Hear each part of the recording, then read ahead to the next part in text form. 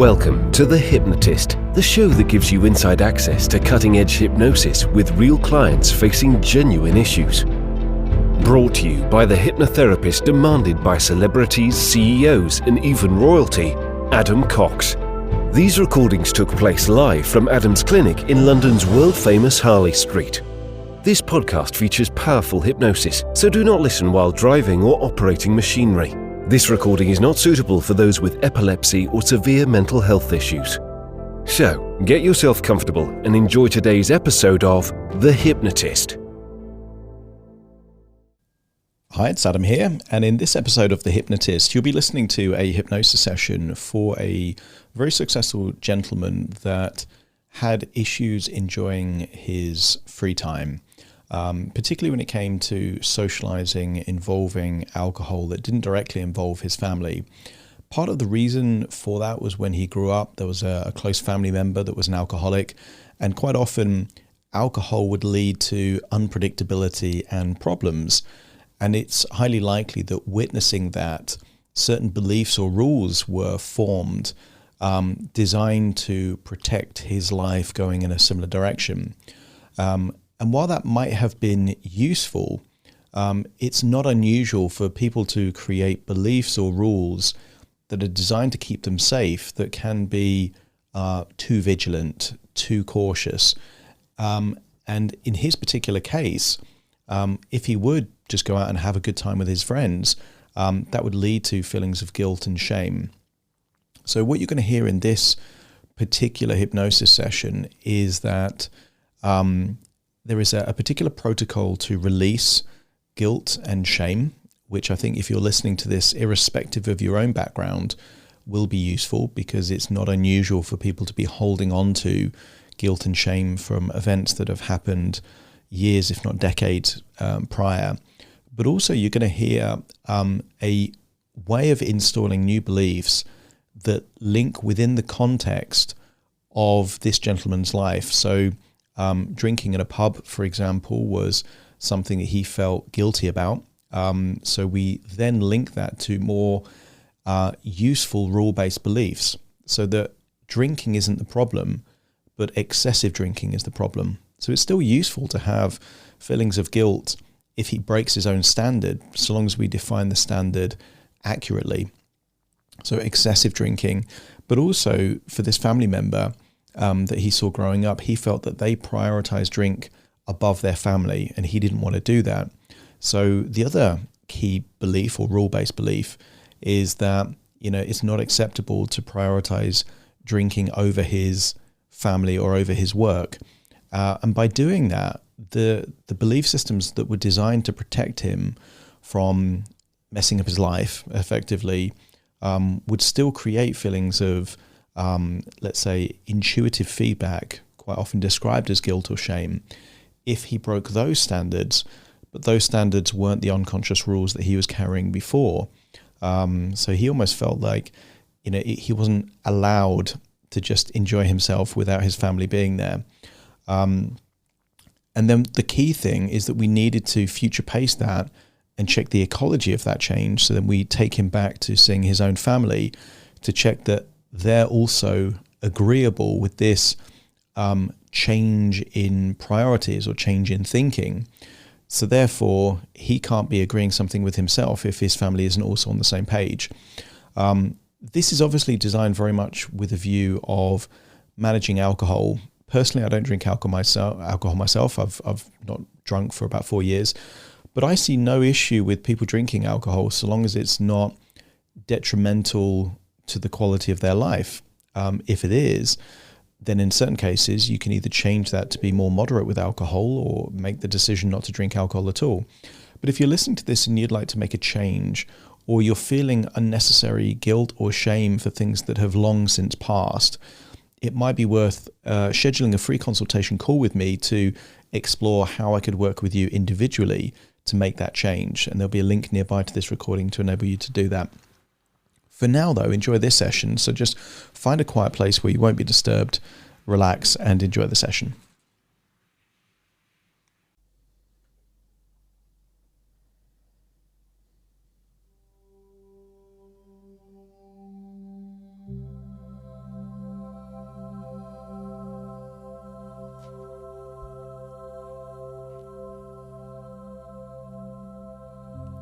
Take a deep breath in,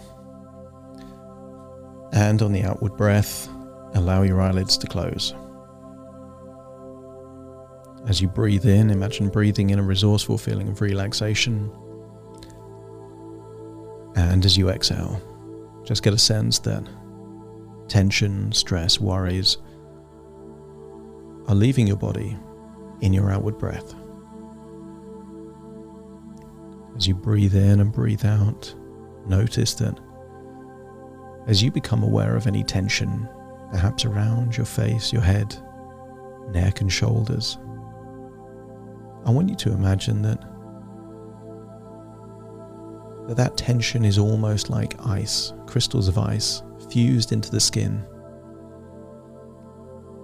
I want you to imagine you're breathing in a warm feeling of resourceful relaxation, and that warmth is able to melt away those crystals of ice locked in your muscle tissue. And as that tension melts away, feel the tension leave your body in your outward breath. Therefore, simply by breathing in and breathing out, you're able to naturally, gradually go deeper and deeper, relaxed. Now, notice that your arms feel limper and loose. Perhaps a tingling sensation, maybe in your fingers or your toes. As you focus on those physical sensations, notice that eyelids are getting heavier and heavier. And your imagination, your mind already knows how to go to a place. And whether you call that place hypnosis or trance or just deep inside your imagination, it all means the same thing. A place where changes can take place. You intuitively know that you can access memories. You can access memories almost just by recalling a certain place or a certain person or a certain situation. And you don't know specifically where those memories are held. You just know that you can access them. You don't know your beliefs until you start talking about your beliefs. If you're in a heated debate, those things you didn't know you believe, you suddenly figure out because the words leave your mouth. You don't know where your beliefs are stored. You just know that they exist. And you also know that beliefs change. The person that you believe is alive. You update your belief if you were to discover that they died. Beliefs can change that easily. As a child, there was a time perhaps where you believed in tooth fairies and Father Christmas, and just being told new information shattered those beliefs instantly. That's how easy beliefs can change. And I wonder what beliefs you've been holding on to that are no longer serving you, no longer useful. And it's likely that those beliefs were created with a very good reason, to protect you perhaps. But what might protect you at one point in your life can be a hindrance in a different time in your life. I want you to imagine you are standing outside of a pub. Allow your imagination to picture it. Maybe you're on the streets. You can see the door of the pub, but you're outside. And I want you to imagine you're holding a bag in each arm. Each hand is holding the handle of a bag, maybe like a small suitcase lifted off the ground. One bag represents guilt. The other bag represents shame. And there is a rule. The rule is you can't enter the bar holding on to either guilt or shame. I want you to scan your body for any feelings of guilt. not just related to drinking, but anything at all. I want you to accept that you've already learned the lessons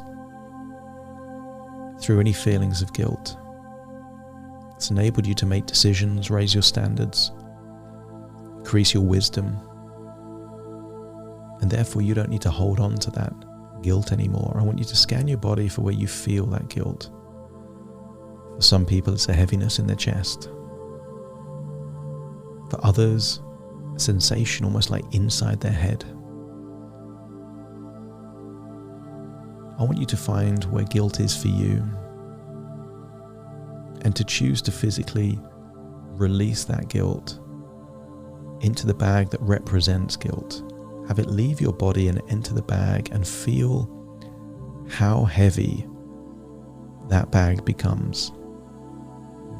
Maybe you can recall memories of things you regret, things you did you'd rather you didn't, times where you violated your own standards. Scan your body for that guilt and then move the guilt into that bag in one of your hands and feel how heavy that bag becomes. And then when you've scanned your body and double checked that there is no more guilt in your body and it's all in the bag, just let me know by nodding your head. And now we're going to do the same for shame. Shame is so powerful if it influences future behavior.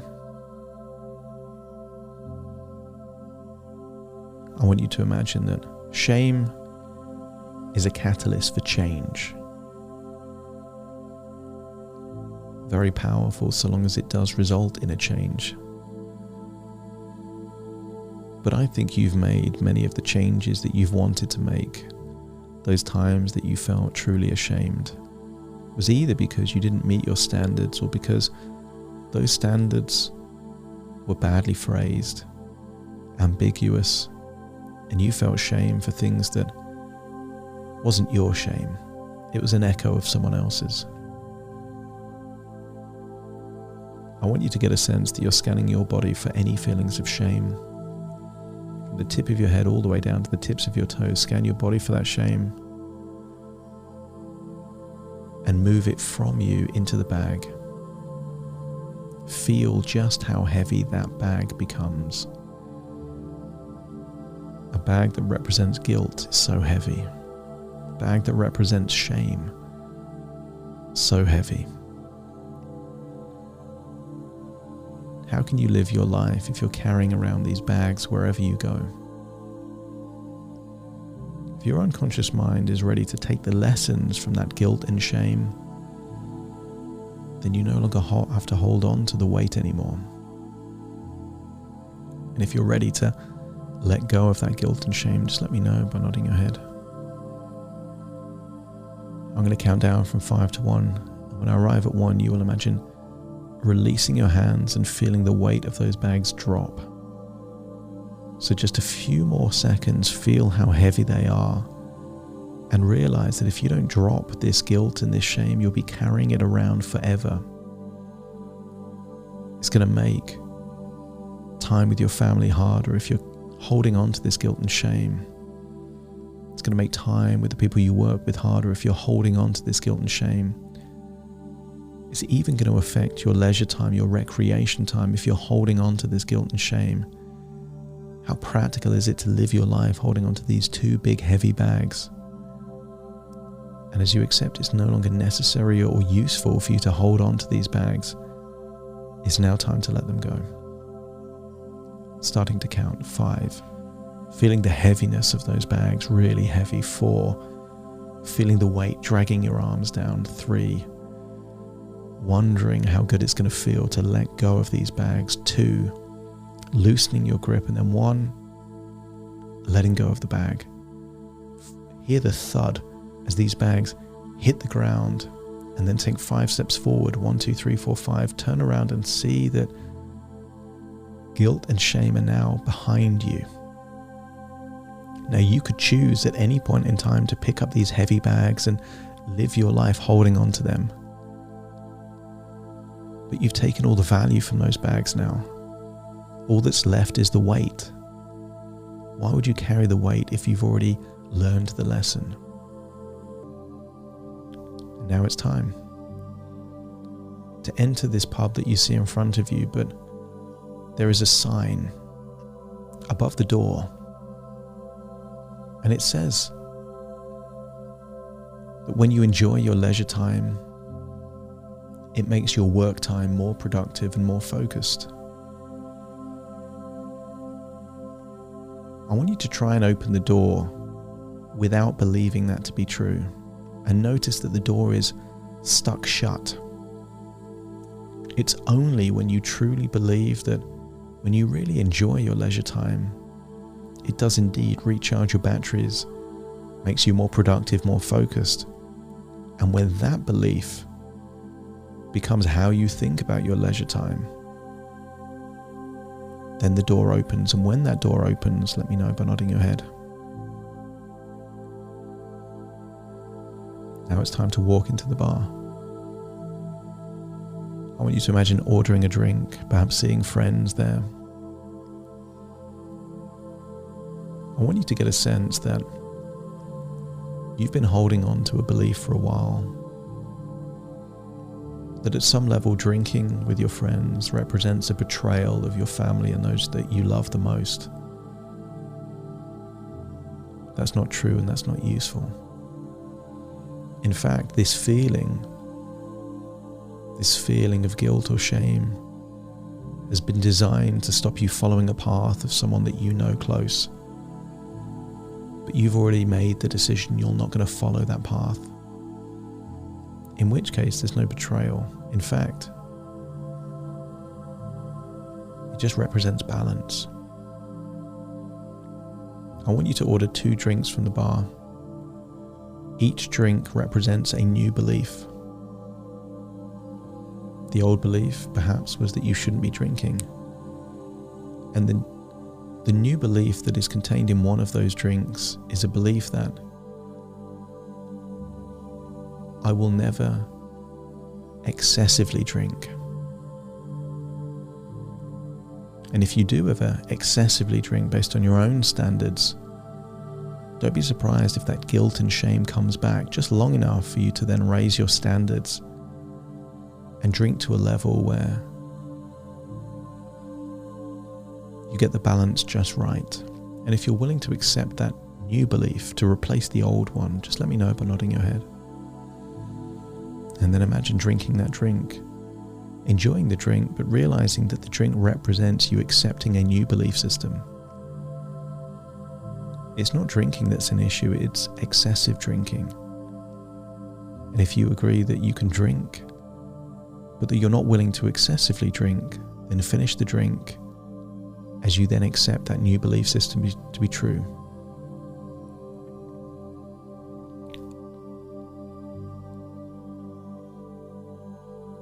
I want you to look at the second drink that you've ordered. For a while, perhaps, you might have felt that anything that involves time away from your family at some level means you don't love your family, or you're prioritizing other things over and above your family, which is not true. I want you to get a sense that enjoying your leisure time will indeed give you a release of built up stress and anxiety. But at the same time, believing that having fun outside of your family is somehow a betrayal of your family is not helping. It just is a recipe for filling up new bags of guilt and shame. So the second drink represents a new belief to replace the old beliefs, and that is that a rule-based belief. I'll never prioritize drinking over my family. And if this seems that it will enable you to enjoy your free time, enjoy time with friends, giving your life more balance, but at the same time knowing that the line there is that family comes first. This other time is a nice bonus to have balance in your life. If you agree that this is a useful belief to enable you to have more balance in your life, just let me know by nodding your head. And then drink that second drink. Feel the liquid in your mouth, feel the taste.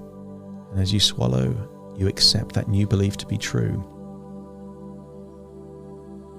Imagine spending a few moments with your friends, enjoying, and realize that now you can leave without feeling any guilt, any shame, because as long as you're not excessively drinking and you're not prioritizing drinking above those other important things in your life like family and work,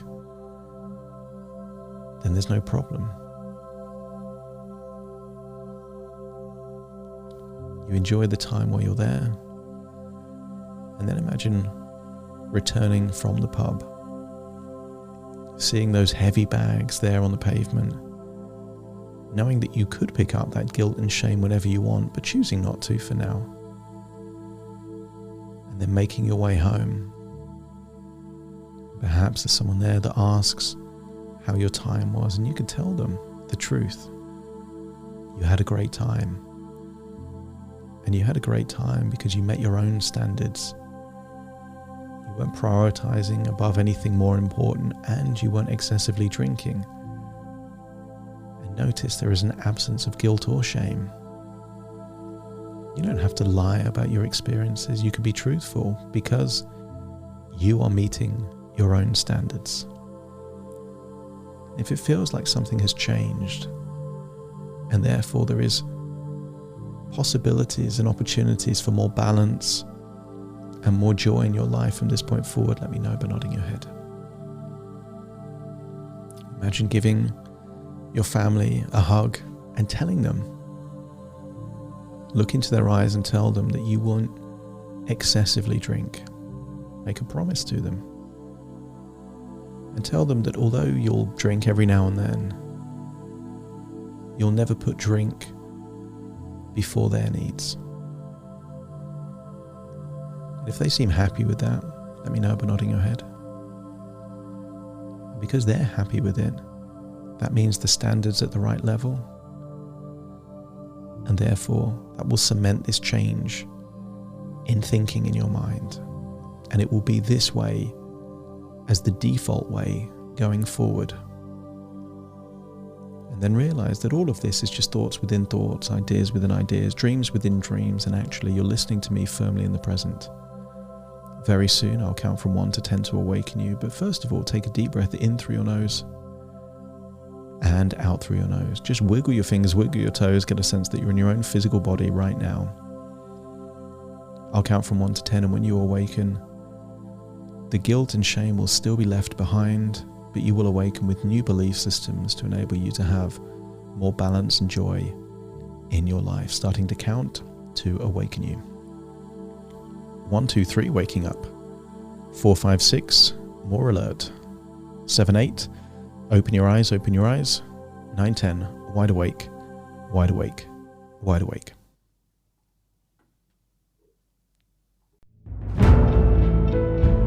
Thank you for listening to The Hypnotist with Adam Cox, the show that gives you inside access to cutting-edge hypnosis with real clients facing genuine issues. To automatically receive the latest episodes, please subscribe. If you'd like to support the show, please share this episode with just one friend you think it could help. And if this episode helped you, please leave us a 5-star review.